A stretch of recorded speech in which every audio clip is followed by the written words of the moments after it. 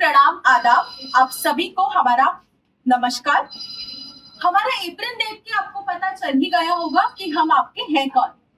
तो हम हैं आपके फिजियोथेरेपिस्ट और एक महत्वपूर्ण विषय पे बात करने के लिए हम यहाँ पे आए हुए हैं। हर साल 8 सितंबर को जागतिक फिजियोथेरेपी दिवस मनाया जाता है और इस साल का जो विषय वस्तु है वो है कमर दर्द। तो आप कमर दर्द के बहुत सारे कारणों से पहले से ही अवगत है, पर क्या आपको पता है कि गर्भावस्था में होने वाले कमर दर्द के लिए फिजियोथेरेपी एक महत्वपूर्ण घटक है। मुझे अभी भी कई चेहरों पर प्रश्न चिन्ह दिख रहे हैं, तो इसी प्रश्नों का उत्तर देने के लिए हम आपके लिए एक छोटी सी नाटिका प्रस्तुत करने वाले हैं। सभी पेशेंट्स वेटिंग एरिया में बैठे हुए हैं। मीरा आकर कमीशा और श्रावस्ती के बीच में बैठती है। आराम से। आपको पानी चाहिए? नहीं, बॉटल है मेरे पास। वैसे डॉक्टर रूपाली का अपॉइंटमेंट बड़ी मुश्किल से मिलता है। 2 दिन कॉल करने के बाद आज मिला। बताओ, आपने कब लिया नंबर? मैं गायना के पास नहीं, मैं तो फिजियोथेरेपिस्ट के पास आई हूँ। इस हालत की फिजियोथेरेपी क्यों? कुछ ज्यादा तकलीफ हो रही है? उतना कुछ नहीं, बस कमर का दर्द है, तो सासू माँ लेकर आई है यहाँ। वैसे आपने पूछा है किसी से? सही तो होगा ना बच्चे के लिए? अब मुझे खुद नहीं पता, पर सास इतने विश्वास के साथ कह रही थी तो। आप दिखा लीजिए थेरेपिस्ट, कोई तकलीफ नहीं होगी बच्चे को। बेटा दर्द से छुटकारा मिलेगा काफी। मैंने खुद लिए है थेरेपी सेशन, आपके साथ सही जगह लगेगा। मगर खर्चा तो बहुत होगा ना। पहले मैंने भी ऐसा सोचा था, बट रुकिए मैं आपको अपने पिछले प्रेगनेंसी के बारे में बताती हूँ। 3 साल पहले श्रावस्ती मिलती है डॉक्टर रूपाली से, अब गायना के कैबिन में।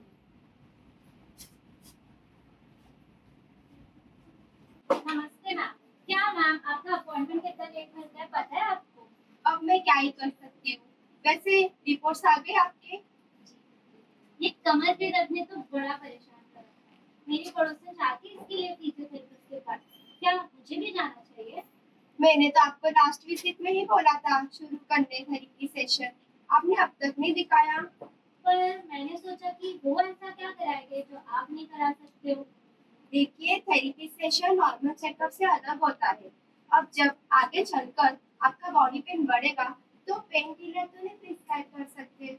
आपको जरूरत पड़ेगी किसी सेफ ऑप्शन की जिससे आपका दर्द कम हो। तब रोल आता है फिजियोथेरेपी का। अरे मैम, फिर मैं वो यूट्यूब से कर लूँ? सारे एक्सरसाइज प्रेगनेंसी से नहीं होते हैं, वो हर किसी की कंडीशन के हिसाब से अलग अलग एक्सरसाइज रिकमेंड किया जाता है जो वो अपने गाइडेंस के अंदर आपको कराते हैं। आपकी बात सही तो लग रही है मुझे। आप ही कोई अच्छे फिजियोथेरेपिस्ट रेकमेंड कर दीजिए।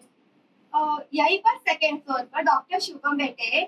मेरे सारे पेशेंट्स फिजियोथेरेपी के लिए उन्हीं के पास जाते हैं। ठीक है, वैसे आपके तो सारे रिपोर्ट्स तो नॉर्मल है। ठीक है डॉक्टर, फिर मैं उनके अपॉइंटमेंट का पूछ लूंगी। वापस आते हैं आज पर, जब मिस शिंदे लेकर जाती है मीरा को फिजियोथेरेपी के लिए। कुछ पूछना होगा तर थेट विचारलं. या मिस शिंदे, आज अपॉइंटमेंट होती का तुमची? सोमवारची घेतलीये. आज जरा सुनेला घेऊन आली. तिला 5वा महिना लागला ना, आणि आता पाठदुखी पण सुरू झालीये. लय त्रास होत असतो तिला. मग यासाठी काय औषध घेतले होते तुम्ही अगोदर? डॉक्टर मराठी तो नहीं आती, पर नहीं कोई दवाई नहीं ली है दर्द के लिए। बस अब सोने में थोड़ी तकलीफ हो रही है। एक तरफ मुड़कर सोती हूँ तो अच्छा लगता है। उठताना बसतानाही त्रास होत असतो. घरची कामे तर करताच येईना डॉक्टरला. बघा, शक्य असेल तर तुम्ही प्रेग्नेंसी पिलो वापरू शकता, किंवा या फिर आप अपने दोनों पैरों के बीच में तकिया रख के सोया कीजिए और अब से एक करवट पर ही सोना है।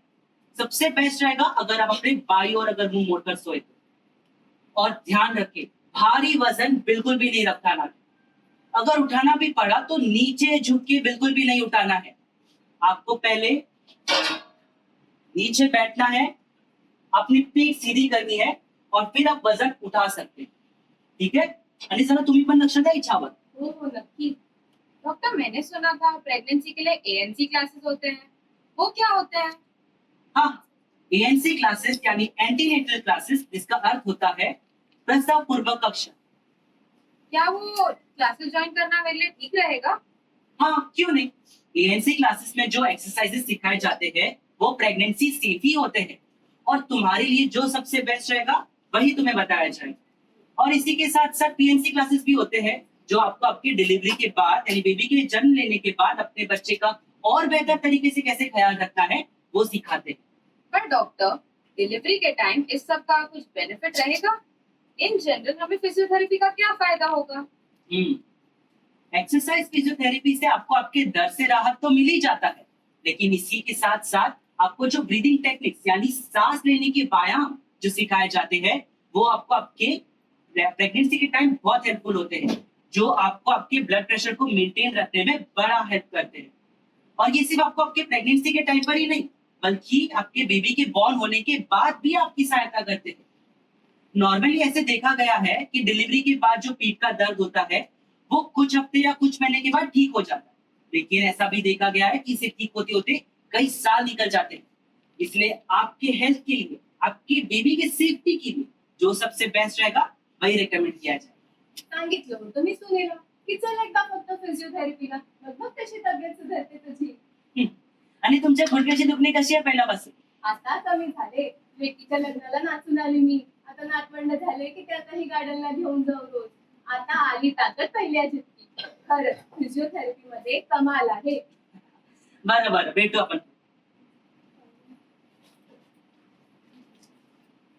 6 महीने बाद मीरा मिलती है नमीशा से उसी हॉस्पिटल।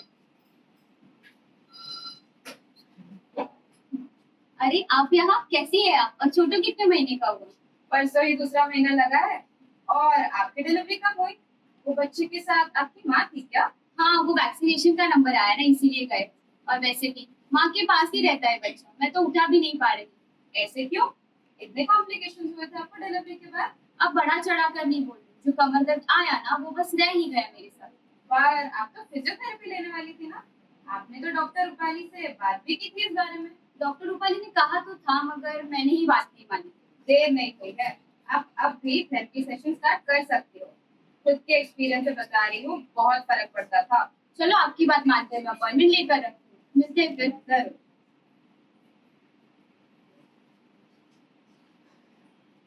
मैं आशा करती हूँ कि आप सभी को आपके प्रश्नों के उत्तर मिल गए होंगे इस नाटिका के द्वारा। अगर आपको और कोई भी सवाल है तो हम यहाँ रोज सुबह आपसे मिलने और आपसे एक्सरसाइज करवाने के लिए आते हैं, तो आप तभी हमसे सभी डाउट्स आपको जो भी होंगे वो पूछ सकते हैं। और अगर आपको हमसे और मिलना है और बाकी कोई दर्द के लिए आना है तो दूसरे माले पर 208 रूम नंबर में हमारा ओपीडी है, वहां पे आप आकर आपके प्रश्न हमारे सामने प्रस्तुत कर सकते हैं। और मैं विश्वास करती हूँ कि फिजियोथेरेपी आपके लिए कितना महत्वपूर्ण है ये आप सभी जान चुके होंगे, और आप जैसे कई और गर्भवती महिलाओं को फिजियोथेरेपी करने के लिए आप प्रोत्साहित करेंगे, ये मैं विश्वास करती हूँ। Thank you.